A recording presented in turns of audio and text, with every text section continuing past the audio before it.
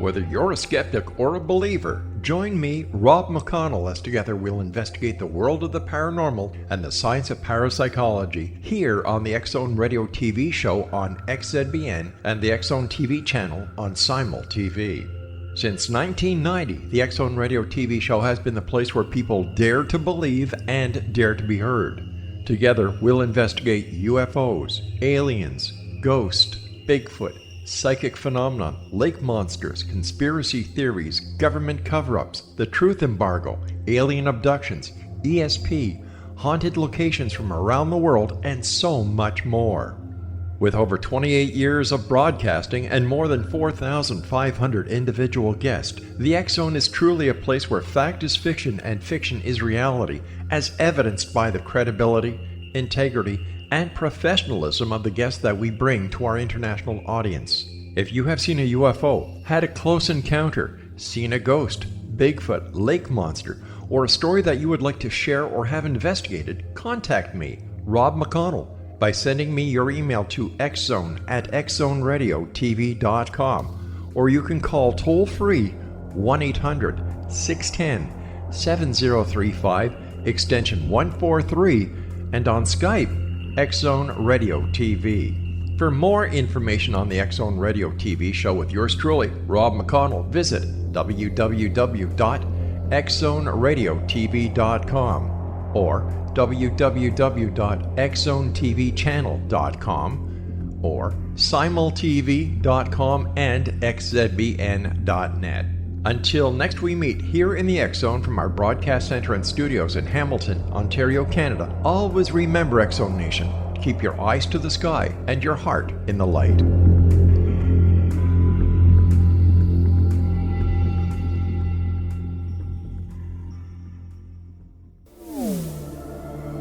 The X-Zone Radio Show with Rob McConnell is largely an opinion talk show.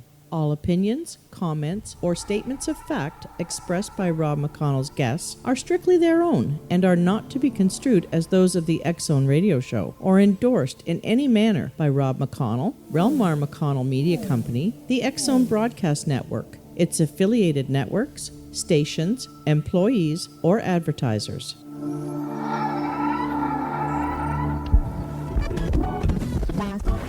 All Hit Radio.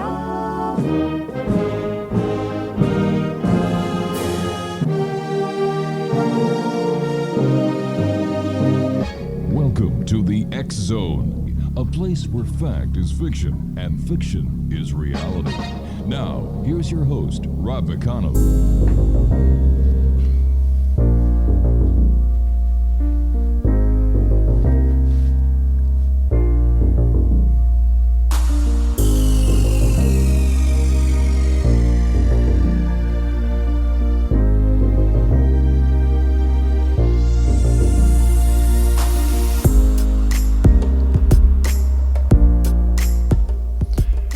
And good evening, one and all. This is the X-Zone. I am Rob McConnell. We're coming to you from our broadcast center and studios in Crystal Beach, Ontario, Canada. Now, if you'd like to send me an email, xzone@xzoneradiotv.com, on all social media sites, X-Zone Radio TV. For all the programming on the X-Zone Broadcast Network, visit www.xzbn.net. And for the X-Zone TV channel on Simul TV, www.simultv.com. My guest this hour, X-Zone Nation, is Ken Pfeifer, and Ken is the State Director for Vermont and Rhode Island, plus the Assistant State Director for MUFON, New Jersey. For MUFON International, he is the Director for Portugal, Iraq, Iran, Jordan, Israel, China, Mongolia, and Brazil.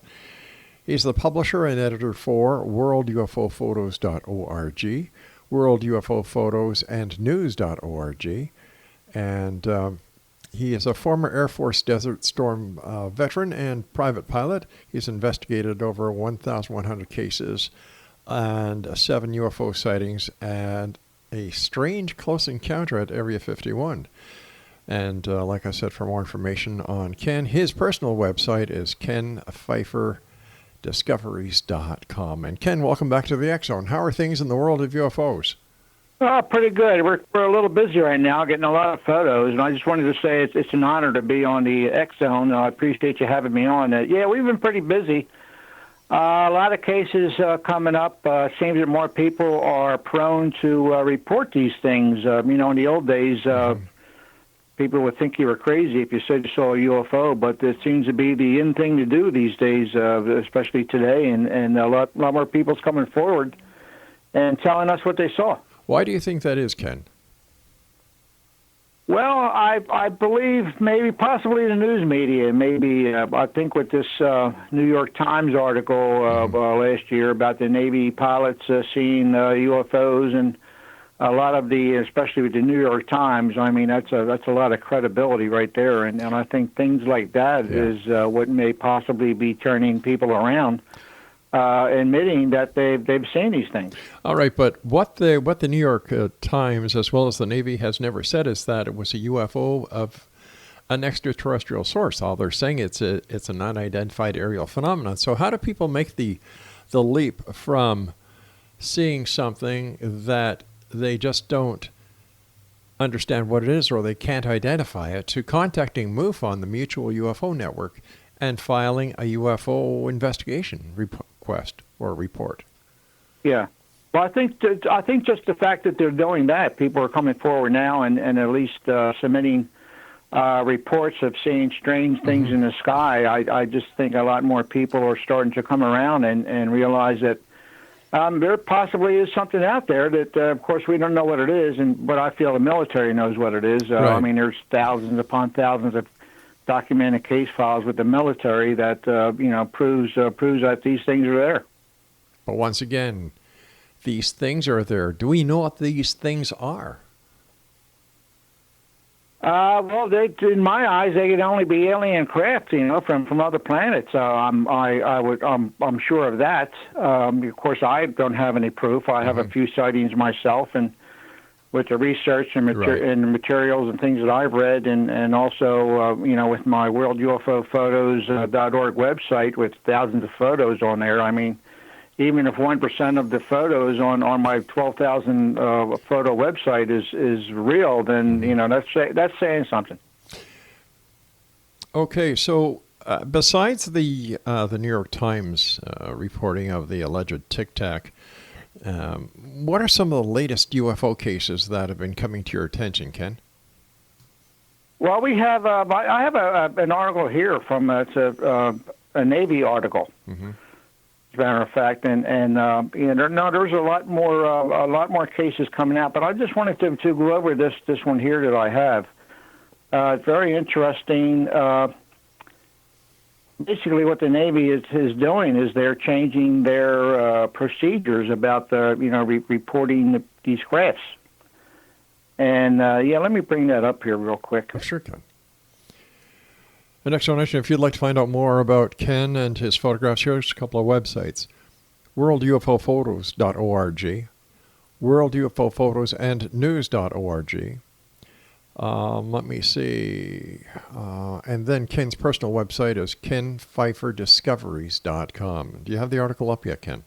Yes. It says here, according to the Navy statement in Politico, of course, that's the magazine that reports a lot of things going on in Washington, D.C., it says here the new guidelines would formalize a process for reporting unusual findings like the sightings of unexplained aircraft. The Navy is updating and formalizing a process by which reports of any such suspected sightings can be made to authorities, says the statement. And it says a 2017 report from New York Times found that the Pentagon dedicated $22 million to an office called the Advanced Aerospace Threat Identification Program, and that investigates reports of unidentified flying objects. So the office was officially shut down in 2012. The New Yorker Times reported, but officials continue to investigate sightings while performing their other duties. And the topic studied by AATIP included invisible cloaking, wormholes, and the manipulation of extra dimensions.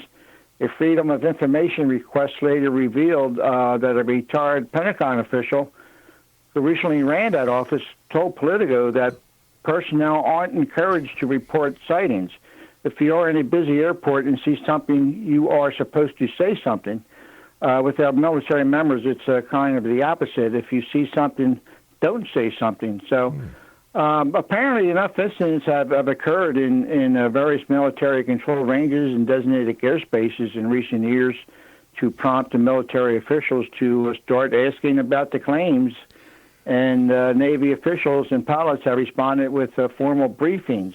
So, it just goes to show that the Navy is finally, well, I feel that the military, especially in the Navy, have been investigating these sightings since day one. I mean, it'd be crazy not to. But why is it just the Navy that's coming out with this instead of the Air Force? Because wouldn't the Air Force have more clout when it comes to investigating something in the air than the Navy would? You would think so. I think that the Air Force does have something very similar to this. Mm-hmm. Of course, they, from what I understand, they haven't published anything to that fact. But as we all know, they're investigating these things, and eventually they'll come out and admit it. I feel. So, do you think disclosure is at hand? Yes, I hate to say it, quite frankly, and I've spoken about this before. I hope disclosure never happens because I don't think people will be able to handle disclosure. You hear about all these facts and statistics and polls and everything on the news and UFO organizations about people who believe in UFOs and. Mm-hmm. Quite frankly, I feel that the UFO community is a very small community. I would say maybe 1% of the population are people like myself who actually believe that these things exist. And, that's such a low. I mean, when disclosure comes out and the president apparently comes on and says, hey, guys, these things are flying around in our airspace and we can't do anything about it. I think at that point in time, the other 99% of the people, they just wouldn't be able to handle it. But what would happen, Ken, if the president came out and said, listen, all these UFOs that you've been talking about over the years, here are the real facts. And he comes out with A, B, C, D, E, F, G, proving that they're not extraterrestrial, that they are in fact known military projects that have been sanctioned by the Air Force, the Navy, the Department of National Defense, and that there's no ET connection whatsoever. What happens then? Well, basically the same thing that's happening right now on CNN and all the other news agencies. They'll say probably say it's a big lie, and quite frankly, I think everyone would see through that. But what happens if these alien craft, these UFOs, they've been around for hundreds of years. But what happens, Ken, if it's the truth? Well, it would be the truth, but I just don't think people would.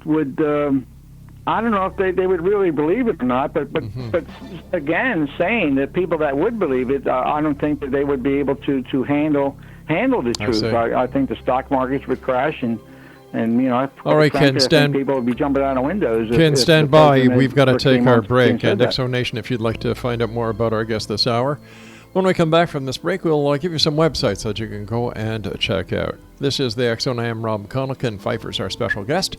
And Ken and I will be back on the other side as we continue here in the X Zone from our broadcast center and studios in Crystal Beach, Ontario, Canada. Don't go away.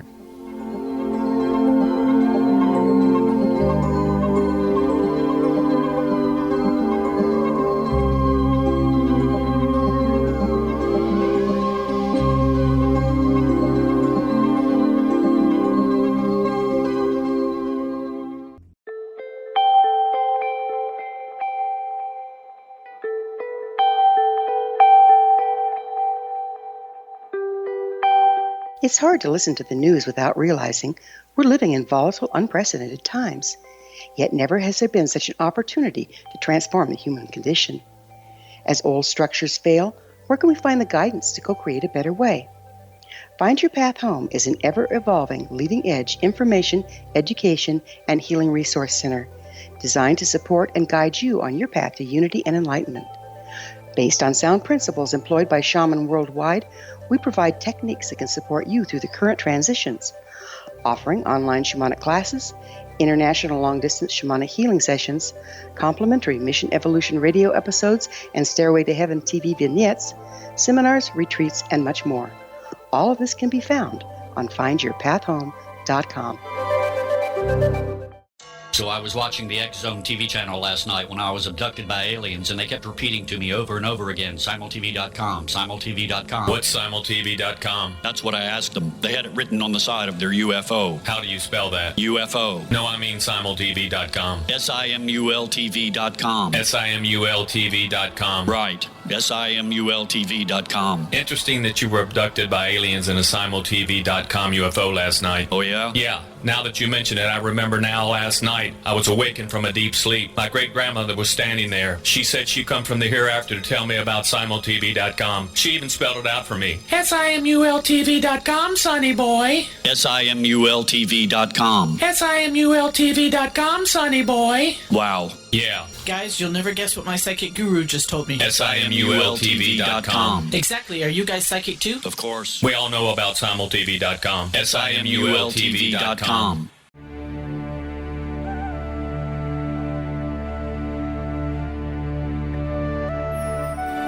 Shamanic healing is the key to personal empowerment. Why?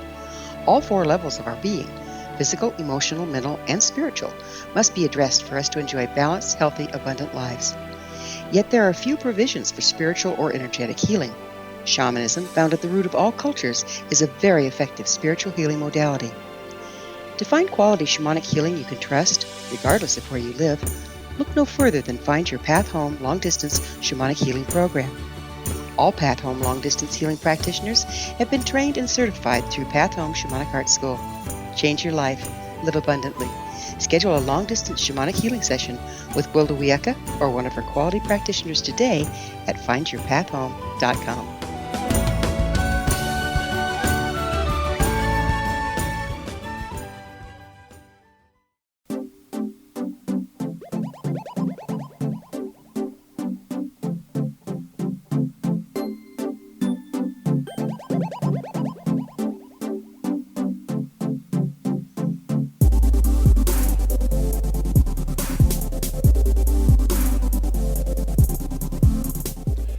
All right, Exonation, Ken Pfeiffer's our guest. Here's three websites: www.worldufophotos.org, then www.worldufophotosannews.org, and www.kenpfeiferdiscoveries.com. Ken, before we went to the last break, you were painting a scenario that, that people could not handle the truth if the ETs were real, if UFOs were from another planet, and this all came in disclosure. And you even said that you think the stock market would crash and that people would be jumping out of buildings.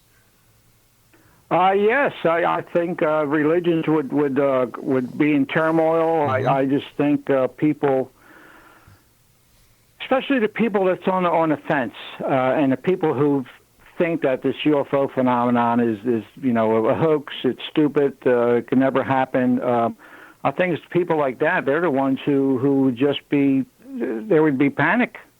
I think the first thing that everybody would do, if you want to make some money, invest in the gun manufacturers, because I think that's the first thing that people would do. I hate to say, is to go out and buy a gun. Well, listen, not Ken, that it would ever do any good, but at least you have that security of having a gun in your house because of these aliens. I know that sounds crazy, but I think that's what would happen.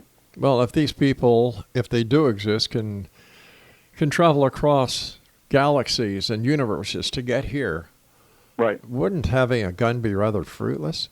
It would. It would be fruitless unless they want to use it on themselves. But that's another story.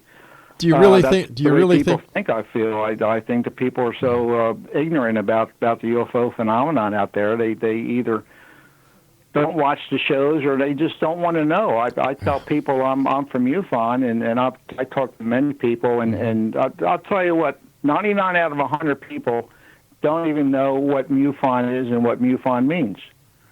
So that's telling me right there that there's large percentage of the population that are just out of the loop. They don't want to know. They don't care. But when the news comes that these things are real, I think it would be. I don't want to be around when it happens. But Ken, don't you think that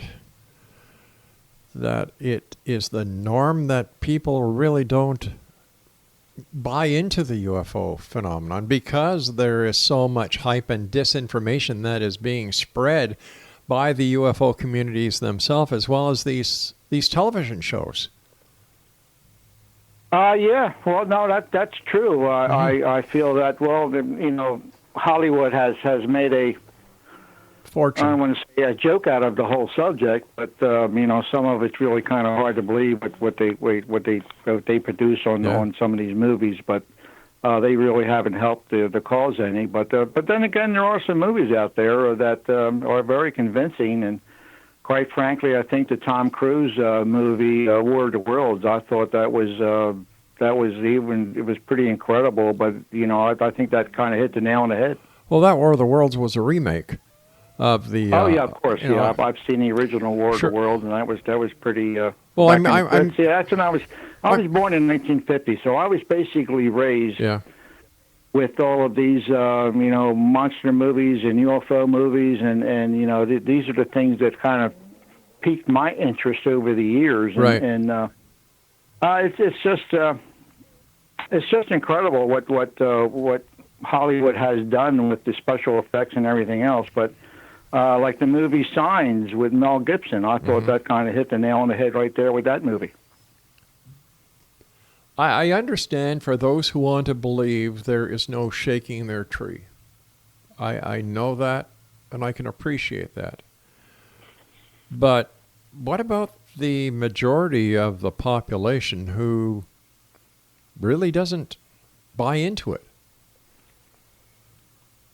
Well, they don't want something else to worry about, I guess. I mean, when you really sit down and think about it, just thinking that there's possibly alien crafts flying all over the sky, they're buzzing aircrafts, they're buzzing military planes, are flying over ships. I mean, just the thought of aliens are in our skies would be enough to make anyone panicky. I guess it should give a lot of people a lot of fears to being alive on the earth, and I think people this is just their way of blocking it out of their head. They don't want to know, they don't want to see, and they don't care. So I think that's their way of dealing with it. But what if they're right and you're wrong? Well. There is that possibility. It's a 50-50 chance. Oh no, of course there is. I had my gun ready, so yeah, of course. Hey, from what I've seen and heard over the years, anything is possible. But what have you seen that has convinced you, Ken? Well, like I said, I've got 7 sightings myself. I had my first sighting in 1974. It was a metallic. Was a large glowing turquoise disc that flew over our car at about maybe 200 or 300 feet. And wow! And as a matter of fact, the next day, the Dufferin Woodbury Times they had an article about some policemen and some witnesses saw a UFO flying around the sky that night. So it's just things like that, and then some of the other sightings I've had that at least proves to me that there's. Of course, I'd be foolish to say I'm 100% convinced, but it's that's more than enough evidence for me to realize that there's something strange going on in his eyes. Now you sent us 4 photographs that you want to talk about, and we're going to be putting them on the screen later on today. So tell us about those 4 photographs. Well, this came up last year. This was October of 2018. Apparently someone posted this video. And as a matter of fact, this video, this case was given to MUFON. This person here, what they did is they submitted the case to MUFON with photos that they had extracted from the video and the full video. And quite frankly, what MUFON has done is they classified this case as a hoax. Mm-hmm. Now, that's very interesting to me because the person that investigated the case emailed the witness, waited 10 days, didn't get any response from the witness, and then just classified it as a hoax, saying that, the possibility that the sunlight bouncing off the craft didn't correlate with the shadows on the ground. Was a lot of BS was on this report, and without even getting this video analyzed. As a matter of fact, Mark D'Antonio, he's the photo analyst with MUFON. No mention of his name. If she were to properly investigate this case, he would have been involved. There would have been, evidence that this was a fake. And quite frankly, I feel that she buried this, and that happens a lot with MUFON, I hate to say. Why do you think this is happening? So am I detecting some dissension within the ranks at MUFON?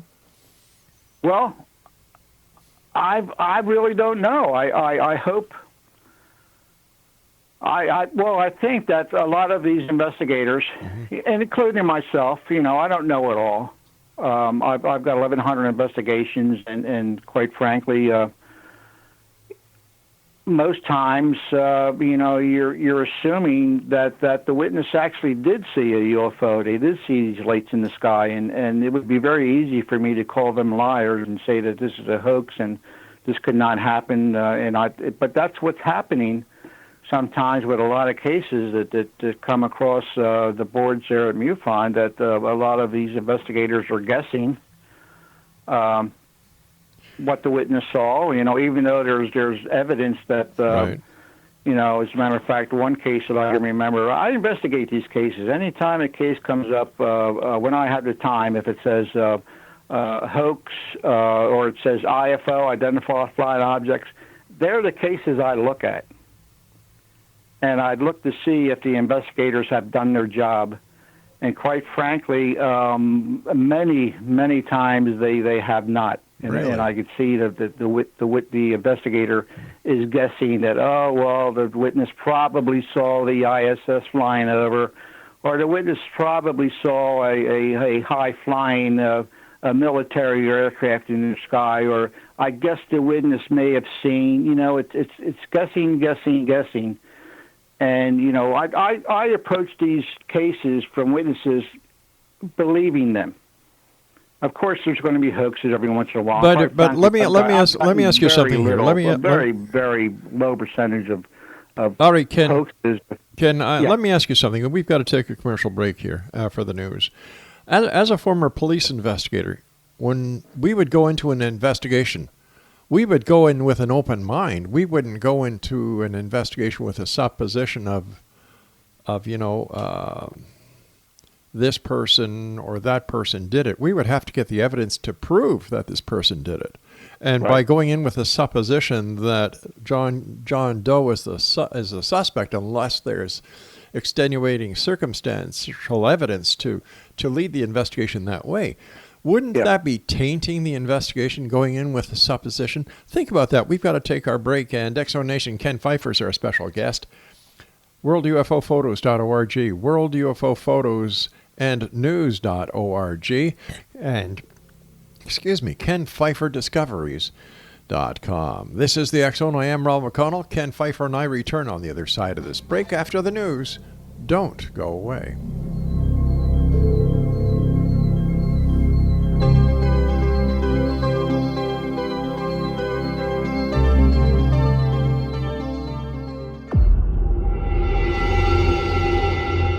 Whether you're a skeptic or a believer, join me, Rob McConnell, as together we'll investigate the world of the paranormal and the science of parapsychology here on the X Zone Radio TV show on XZBN and the X Zone TV channel on Simul TV.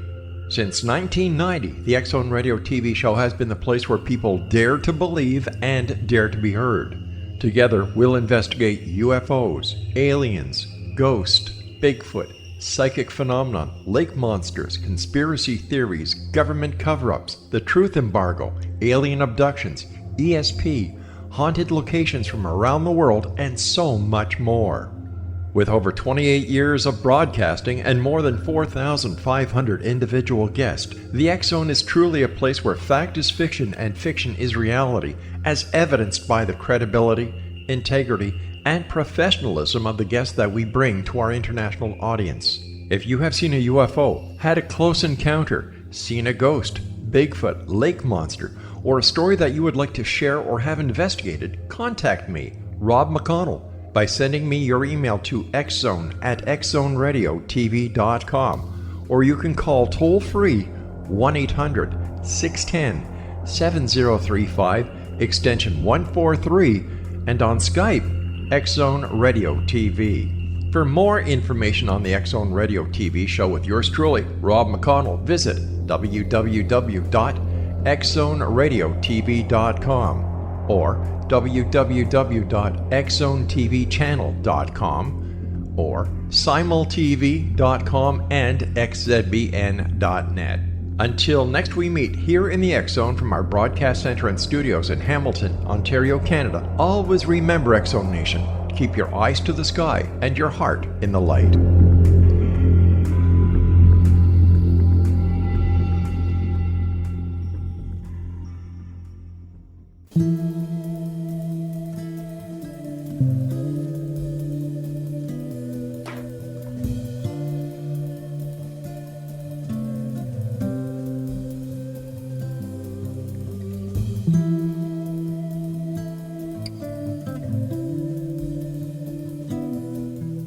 Ken Pfeifer is our special guest. Now, Ken is the state director for the state of Vermont and Rhode Island, plus the assistant state director for MUFON, New Jersey. Ken is also the MUFON International Director for Portugal, Iraq, Iran, Jordan, Israel, China, Mongolia, and Brazil. Now, Ken, before we went to the news, we were talking about, how you go in believing the witness who files the UFO report. And it seems that you disagree with some of the findings of other investigators.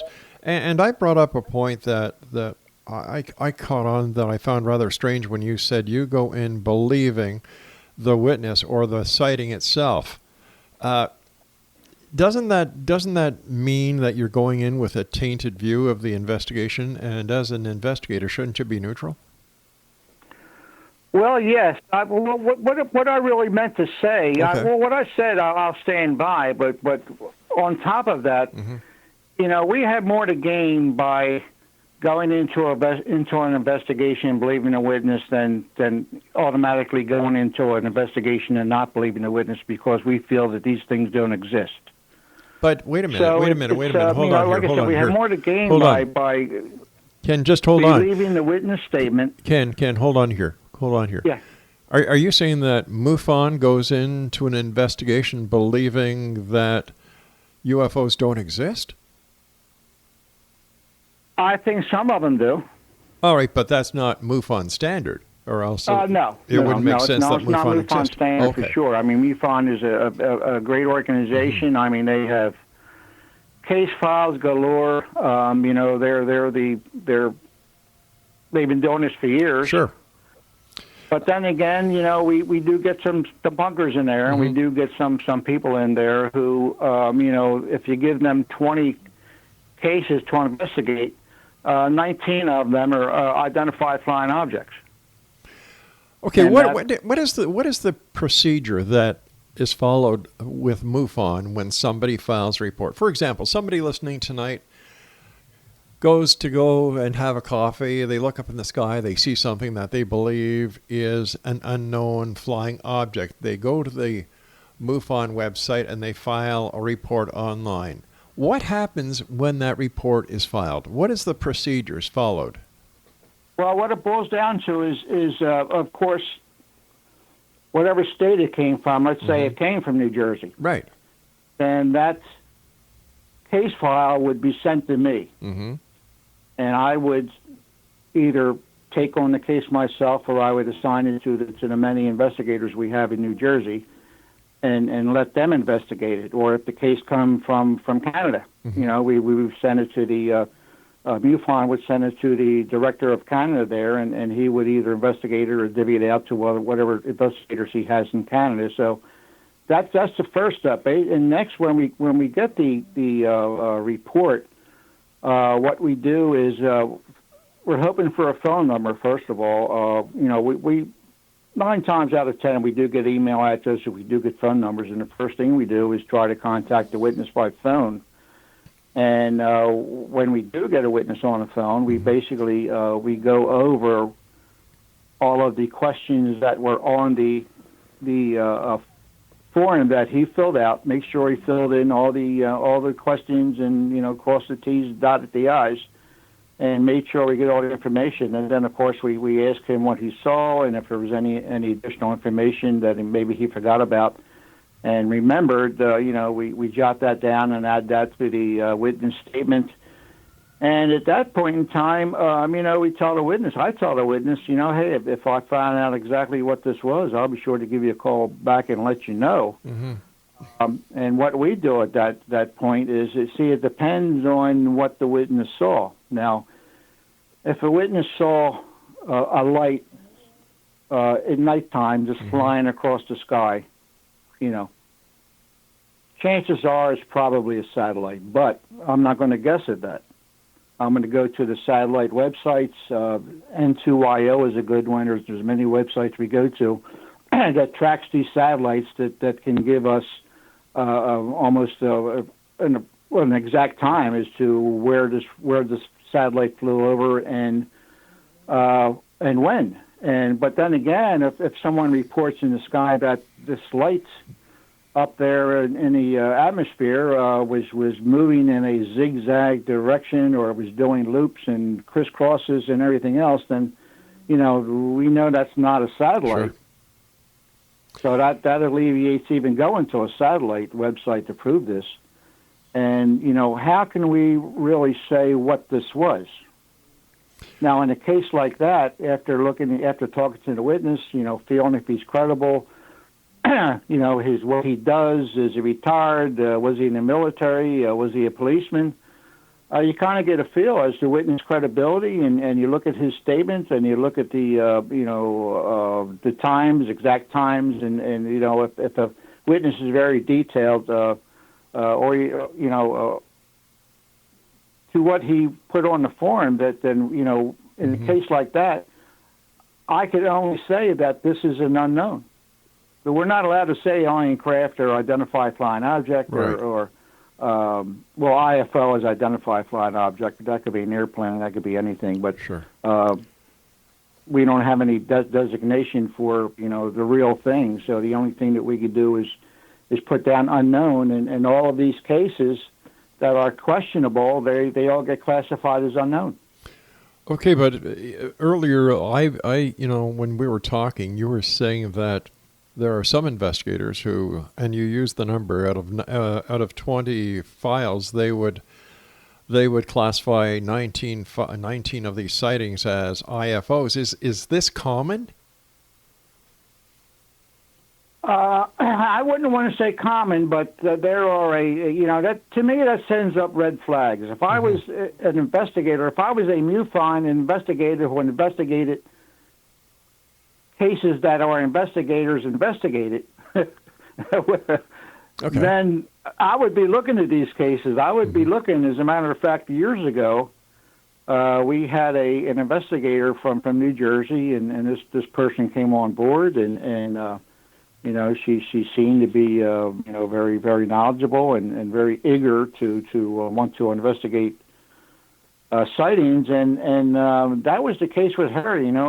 20 cases investigated, and 19 of them are identified flying objects. So I started looking into her cases and realized that I don't even think this person is really investigating anything. She's basically reading the witness statement, and she's guessing that the witness saw a plane, the witness saw a meteor, saw a satellite in the sky,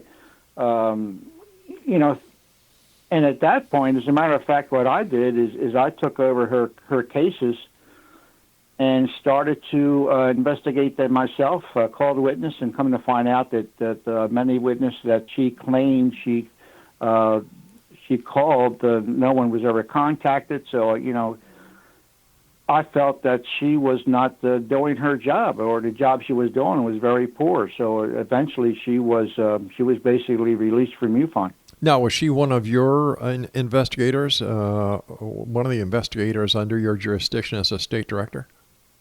Well, back then I was only just a state section director, but George Fowler from almost day one asked me to assign the cases, and that's what I've been doing since 2006, 2007 is taking care of all that kind of business of assigning investigators and things like that. So this lady was one of your investigators that you reinvestigated her cases because, as I understand it, as the senior investigator responsible for other investigators, you found the investigation to be inadequate. Yes. Who trained her? Well, nobody really trained you. They're supposed to be getting all this training from MUFON. Of course, a lot of things have changed in MUFON. I see. Essentially, back then, this was, 2008, 2009, MUFON didn't have a whole lot of training criteria as they do today. Yeah. MUFON has the MUFON University, and you go here to learn this and that, and it's very detailed and it's really an incredible system that MUFON has set up. But they should have done this 20 years ago. Well, another thing we have to take into consideration is that all of the investigators and everyone at MUFON is a volunteer. Oh, they are. Yeah, they pay for everything out of their pockets, so... Yeah, it's trying to find a good investigator who really is to my level, that really believes in these things and know that they exist and want to know the truth. But they're hard to find. Everybody wants to be an investigator, but when the time comes down to investigate, I would say more than half of them won't even make that first phone call to a witness to ask them questions. I guess they're scared. I guess they feel this wasn't what they signed up for. But I would say 99% of our investigations are done over the phone. In my day of police work, investigations were done by door knocking. Of course. Yeah. Hey, Ken, stand again, by. Going back to we're volunteers, and we're not getting paid to travel 40 miles so someone can point up in the sky and say, yeah, that's where it was. All right, Ken, stand by, buddy. We've got to take our final break here. X Zone Nation, Ken Pfeiffer's our guest this hour. And here's a couple of sites for Ken. WorldUFOPhotos.org, WorldUFOPhotosAndNews.org, and KenPfeifferDiscoveries.com. We'll be back as we wrap up this hour here in the X Zone with yours truly, Rob McConnell, from our broadcast center and studios in Crystal Beach, Ontario, on the other side of this break. I'll be back.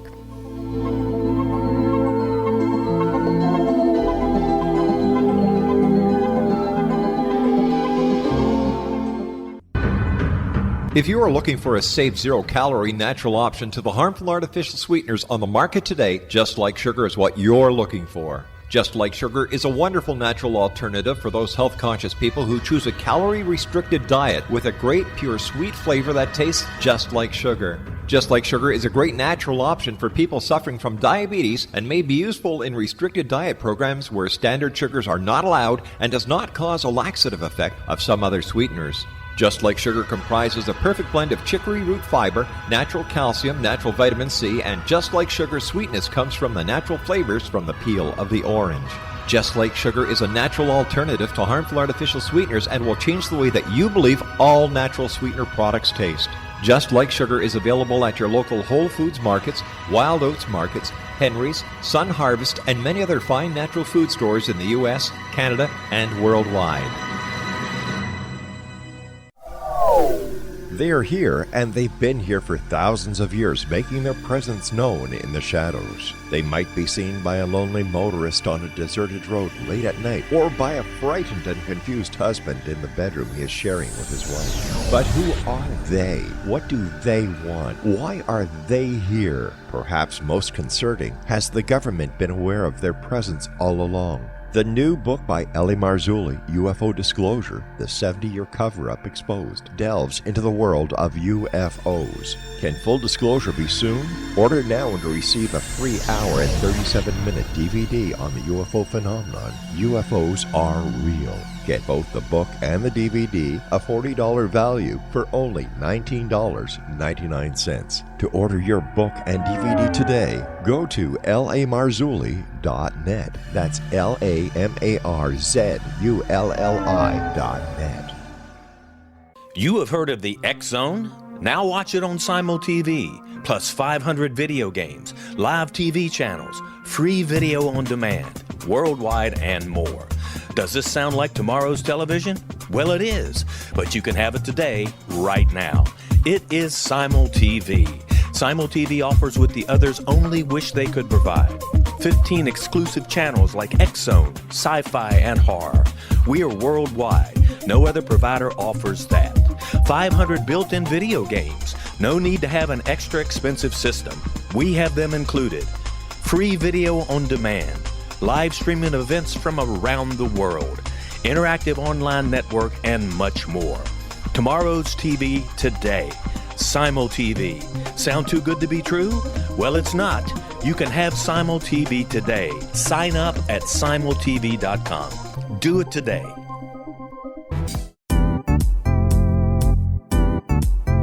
Memorable dynamic presentations are a not-so-secret weapon in the business world. Do you have a powerful message that must be shared, but you haven't found a way to deliver that message? Do you want to be known as a top public speaker who gets amazing results? Are you ready to create and deliver your powerful message? Thomas Hides can help you create and deliver your speech to get the results you desire. Visit iconquality.com. Did you expect your business to flourish, but instead it plateaued or didn't get off the ground yet? Would you like to achieve massive goals and discover new sources of income within your business? When you're ready to experience that type of success with fast results, Cindy Hendricks is the business coach for you. Her work with entrepreneurs and business owners has been life-changing. To get you and your business where you want to be, go to imaginemoresuccess.com. Has the fear of public speaking stalled your business or personal life? What would you give to develop and maintain supreme confidence? Have an invaluable private program to always perform at your best. Imagine how you would feel. You can have all that and so much more today with Thomas Hides' life-changing course called Number One Fear Unleashed. Visit numberonefear.com and be liberated from your fear of public speaking.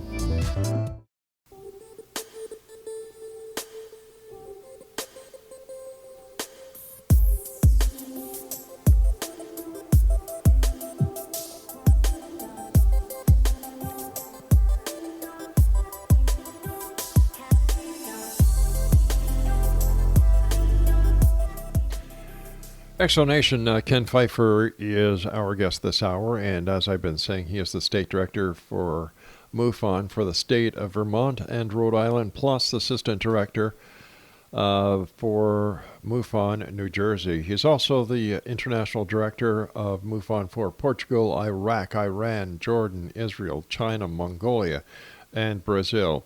Ken, how did you become an international director, and how are the investigations that are given to you as the international director for these other countries? How are they investigated, and how do you monitor the investigations so far away? Well, essentially, I've with the work I do, I'm usually busy. I do a lot of UFO stuff, and I get bored sometimes, so I started looking into the international cases. And this was years ago now, and I come to find out that very, very little of these international cases were being investigated at all.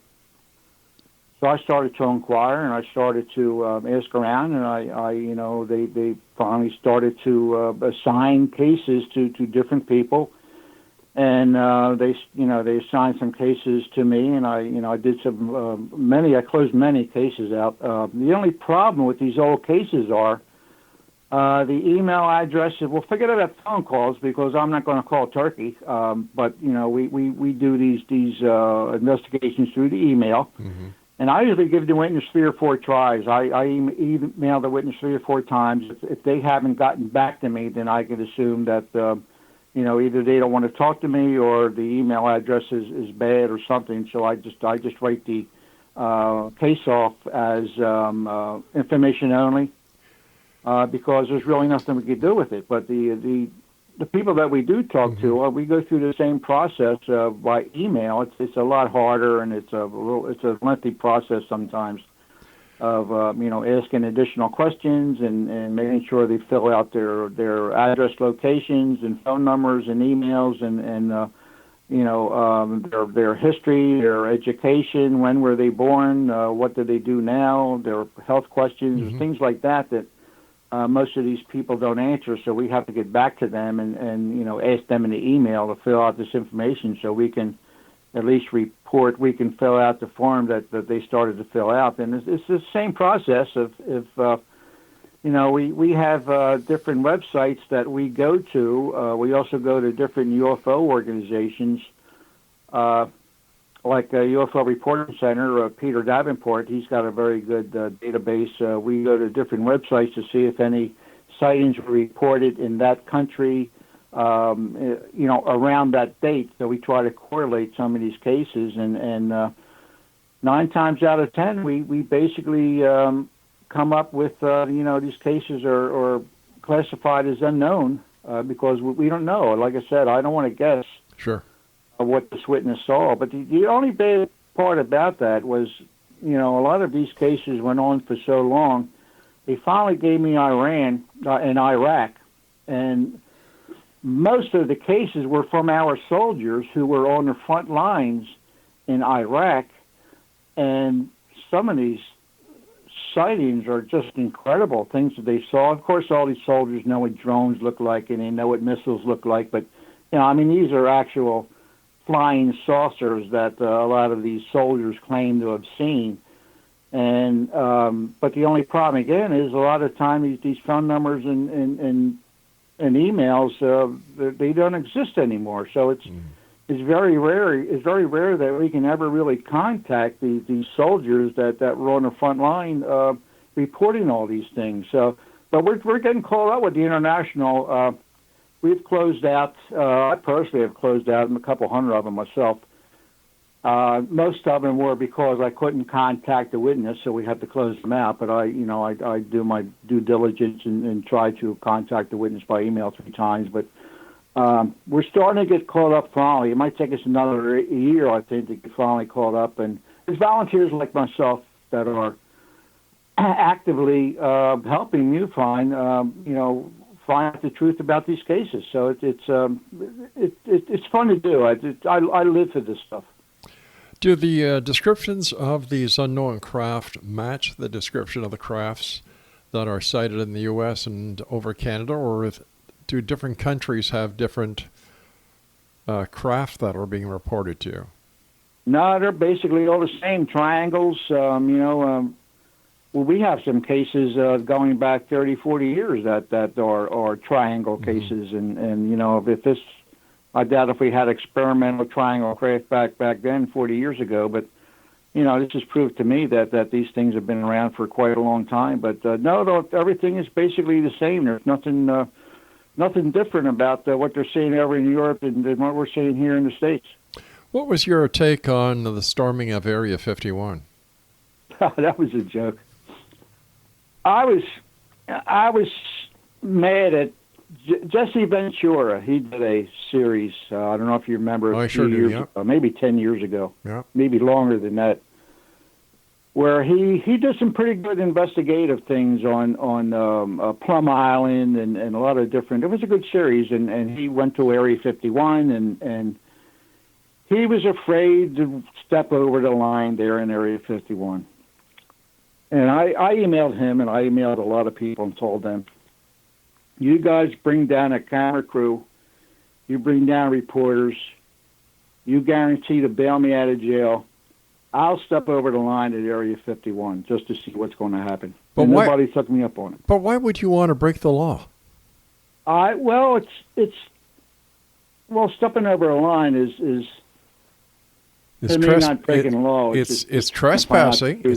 Sometimes you got to do something, things to get results, and I just think it would be one hell of an experience to do it. But trespassing is trespassing. Trespassing is breaking the law. So you would break the law for what? You're not going to see anything.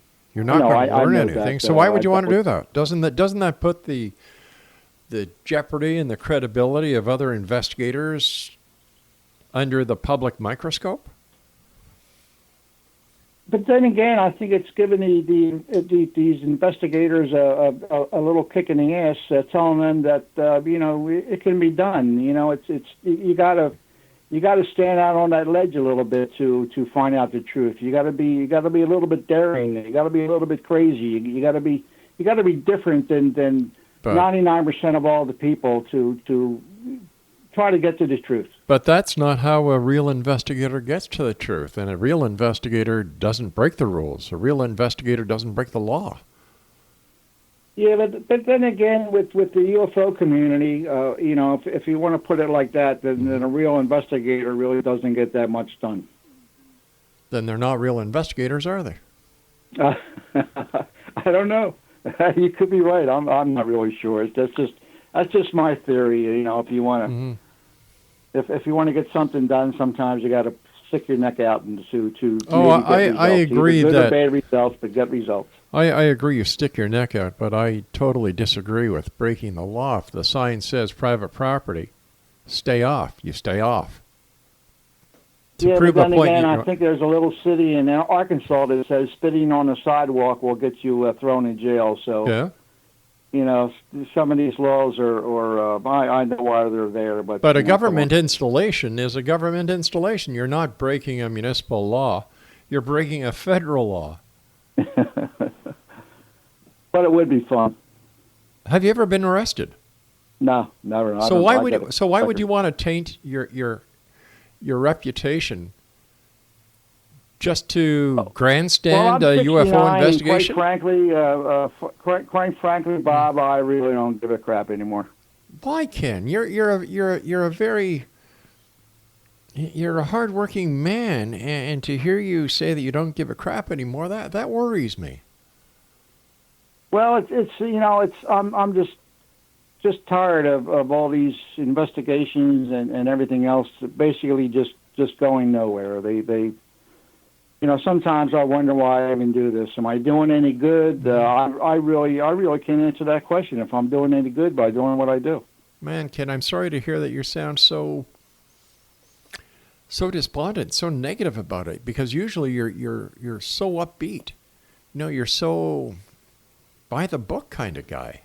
Yeah, well, a lot of things have happened with MUFON that like I said, I love the organization and at least they're trying to do something, but the politics in MUFON are staggering, and there's just a lot of things that MUFON has done in the past that I just haven't agreed for. Like Roger Marsh. I don't know if you know Roger Marsh. No, I don't, no. Yeah, well, he was with them forever, was a journalist and wrote a book, and Roger did everything, and just one day they let him go, and he was pretty despondent about that. But if you get a chance, Google Roger Marsh, Roger Marsh, MUFON, and he was one of the top kicks there at MUFON, and they MUFON, like I said, I love them, but they've just done a lot of things that, quite frankly, I cannot agree with them. Ken, as time goes by so fast, whenever I'm talking to you, I want to thank you so much for joining us. Always good talking to you. And Ken, let's talk again, because like I said, I'm worried about you talking the way you're talking. And have you thought? No, we'll talk again, Ken. We'll talk again. Yeah, no, I appreciate it. You're a good friend there, Rob, and I it's an honor to be on the X Zone, that's for sure. And I just appreciate you getting in touch with me.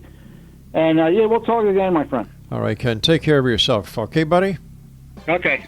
Have a good weekend. Holidays, too. You too. Merry Christmas, Kenny. Okay, you too. Exonation. Ken Pfeifer has been my guest for this hour, and we'll be posting all the websites on how you can get a hold of Ken on his bio that we're going to be posting. We'll be back on the other side of this commercial break with the news as the X Zone continues right here from our broadcast center and studios in Crystal Beach, Ontario, Canada.